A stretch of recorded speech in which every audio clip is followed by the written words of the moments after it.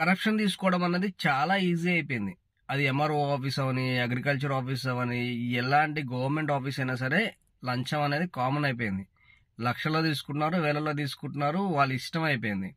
కానీ చాలా మంది గవర్నమెంట్ ఎంప్లాయీస్ కి తెలియకపోవచ్చు. మీకు యాంటీగా ఉన్న లాస్ గురించి మీకు చాలా మందికి తెలియకపోవచ్చు. వినండి చెప్తున్నా.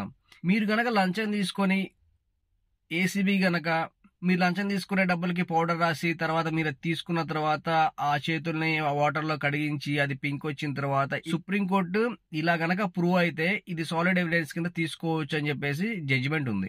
నెక్స్ట్ దీని తర్వాత వీళ్ళు సస్పెండ్ అవుతారు.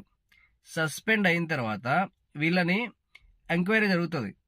ఎంక్వైరీ జరిగి ఆ ఎంక్వైరీలో వీళ్ళు లంచం తీసుకున్నారు అన్నది ప్రూవ్ అయితే సస్పెండ్ అయిన తర్వాత మీకు ఆఫ్ సాలరీనే వస్తుంది. కానీ ఏసీబీ ఛార్జ్ షీట్ ఫైల్ చేసి మీరు లంచం తీసుకున్నది నిజమే అని ప్రూవ్ అయితే మీరు డిస్మిస్ అవుతారు. అంటే పర్మనెంట్ గా మీ జాబ్ పోతుంది. 3 నుంచి 7 సంవత్సరాల జైలు శిక్ష పడుతుంది. మీకు వచ్చే బెనిఫిట్స్ అన్నీ ఆగిపోతాయి.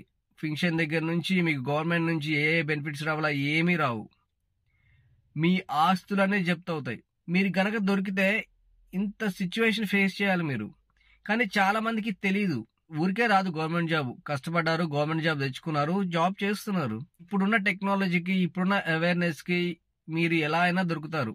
ఇవాళ కాకపోతే రేపు, రేపు కాకపోతే ఎల్లుండి. మీరు కరప్షన్ చేసి సంపాదించిన డబ్బంతా ఈజీగా జప్తు అవుతుంది. మీ ఫ్యామిలీ రోడ్డున పడుతుంది. 3 నుంచి 7 సంవత్సరాలు జైల్లో ఉండాలి. మీరు కష్టపడి సంపాదించుకున్న ఉద్యోగం పోతుంది. ఎలాంటి ఫింక్షన్స్ కానీ బెనిఫిట్స్ కానీ గవర్నమెంట్ నుంచి రావు. సో లంచం తీసుకునే వాళ్ళు ఒకసారి ఆలోచించుకొని తీసుకోండి. ఎందుకంటే రెగ్యులర్ గా రోజు ఒక 10 కేసులన్నా అవుతున్నాయి ఏసీబీ కేసులు. తెలంగాణ కానీ ఏపీ కానీ లంచం తీసుకుంటున్నారని.